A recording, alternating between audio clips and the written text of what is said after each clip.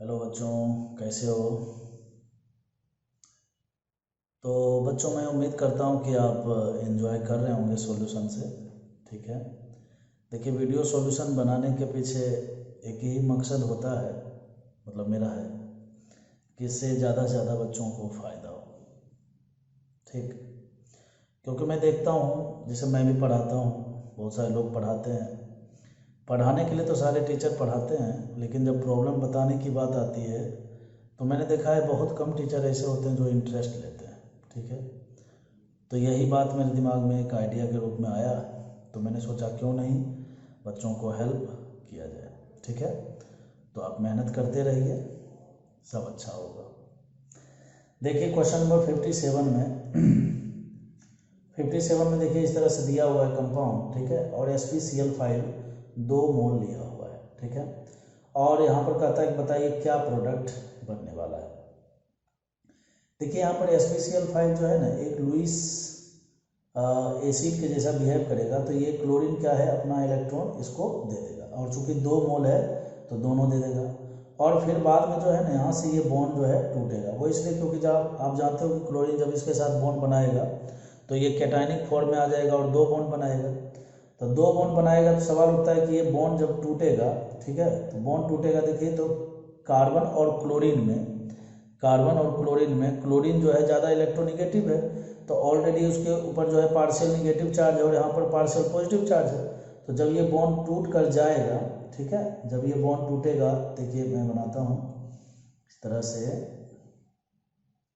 ठीक है, ये ऐसा बन गया। ठीक है।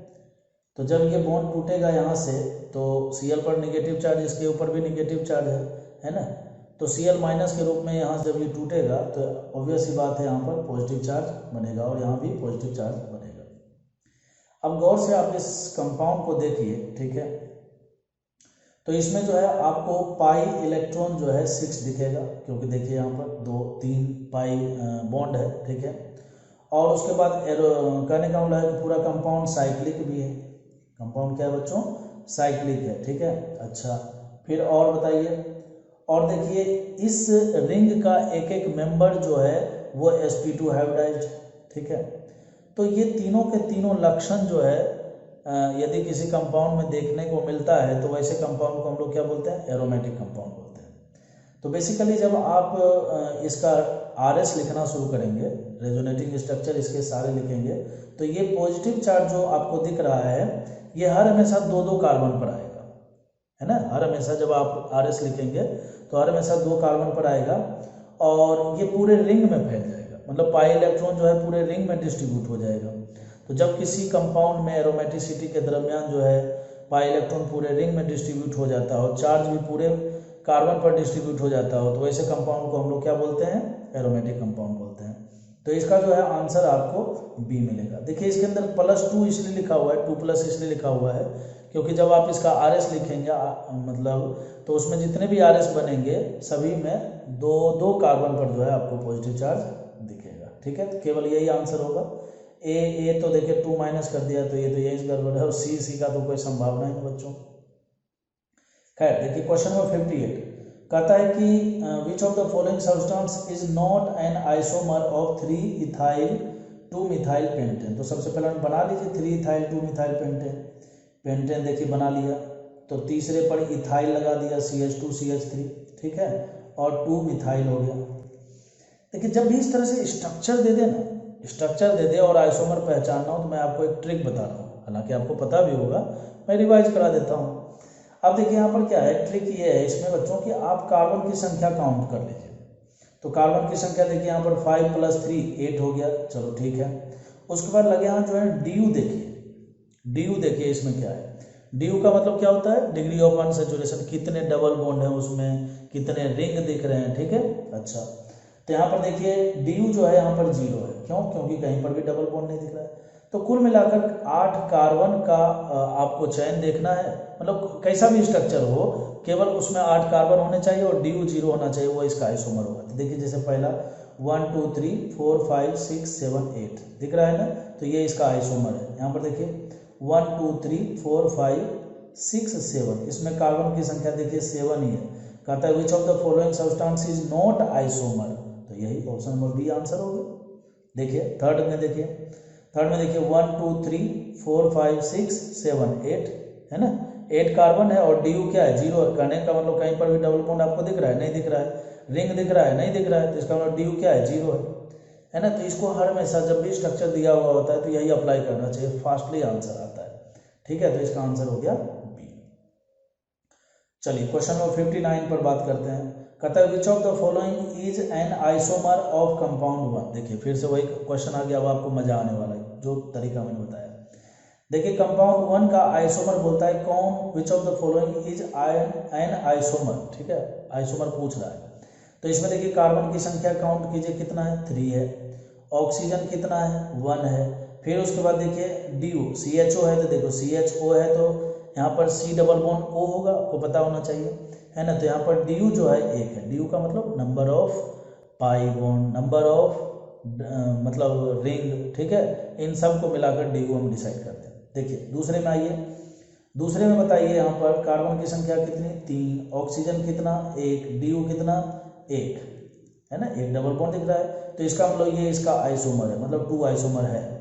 चलिए 3 में बताइए मेरे को। 3 में देखिए कार्बन कितना है 3 दिख रहा है, ठीक है, ऑक्सीजन कितना दिख रहा है 1, DU कितना दिख रहा है, DU मतलब डबल बॉन्ड या रिंग। ठीक है, तो यहाँ पर देखिए DU जो है एक ही पाई बॉन्ड दिख रहा है हमें, तो ये हो गया, तो ये भी आइसोमर है।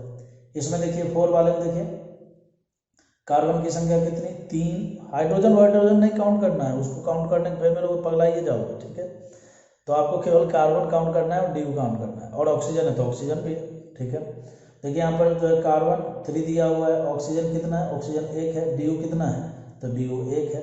तो बताइए ये भी आइसोमर निकला कि नहीं। इसका मतलब कंपाउंड 1 का 2 3 4 ये तीनों के तीनों क्या है आइसोमर है। तो आंसर क्या हो जाएगा ऑल आर आइसोमर्स। अब देखिए क्वेश्चन नंबर 60। अब AgNO3 जो है ना, AgNO3 जो है अल्काइल हैलाइड के साथ, AgNO3 जो है अल्काइल हैलाइड के साथ क्या करता है, उस हैलोजन को रिमूव करके AgX करके ये प्रेसिपिटेट बनाता है। मेरे कहने का मतलब है कि जब भी कोई अल्काइल हैलाइड दिया हुआ हो और AgNO3 लिखा हुआ हो, तो आप ये समझ लीजिए कि वो सिल्वर जो है वो क्या करेगा, तुरंत उस हैलोजन को वहाँ से एब्स्ट्रैक्ट कर लेगा। ठीक है, तो जैसे यहाँ से एब्स्ट्रैक्ट होगा हाइड्रोजन, तो देखिए इस तरह से कुछ एक स्ट्रक्चर बनेगा। ठीक है, तो स्ट्रक्चर बनेगा कुछ ऐसा, और सवाल ये भी है कि स्ट्रक्चर बनेगा कि नहीं, ये भी देखना पड़ेगा आपको। जैसे देखिए Cl वहाँ से भाई Ag में कैपेसिटी है, Ag में कैपेसिटी है उस Cl को खींचने का। ठीक है, मतलब हाइड्रोजन को खींचने का, तो चलिए वो खींच लेगा। ठीक है, लेकिन खींचने के बाद जो प्रोडक्ट बनेगा भाई, केमिकल रिएक्शन में क्या होता है, पूरे ऑर्गेनिक केमिस्ट्री के केमिकल रिएक्शन में क्या होता है, कहीं पर बॉन्ड ब्रेक होता है और कहीं पर बॉन्ड बनता है। Bond breaking and bond formation, यही 2 काम होता है पूरे केमिस्ट्री में। ठीक है, तो ऐसे मान लीजिए रिएक्टेंट साइड में ये है और प्रोडक्ट में आपको जो है बॉन्ड ब्रेक करके कार्बोकेटाइन के रूप में प्रोडक्ट मिलने वाला है। तो सवाल होता है मिलेगा कि नहीं। तो देखिए एक बात हमेशा ध्यान रखिएगा, रिएक्टेंट साइड में कुछ भी दिया हुआ प्रोडक्ट उसका तभी मिलेगा, मतलब प्रोडक्ट के रूप में वो कंपाउंड अपने आप को तभी कन्वर्ट करेगा जब वो रिएक्टेंट से ज़्यादा स्टेबल हो। ये बात हमेशा ध्यान रखिएगा, पूरे ऑर्गेनिक केमिस्ट्री में यही फंडा चलता है ना, पूरे केमिकल रिएक्शन में यही फंडा चलता है। ठीक है, तो जैसे देखिए हमने क्या किया, Ag क्या करेगा, यहाँ से ब्रोमीन को रिमूव करेगा, तो ब्रोमीन को रिमूव कर दिया, और ब्रोमीन जैसे देखिए यहाँ पर इलेक्ट्रोनिगेटिविटी में ये डेल माइनस, यहाँ पर डेल प्लस, तो ऑब्वियस ही बात है ये Br माइनस के रूप में बाहर निकलेगा, और Br माइनस के रूप में जैसे ही बाहर निकलेगा तो यहाँ पर कार्बोकेटाइन बन जाएगा। लेकिन सवाल होता है ये बनेगा कि नहीं।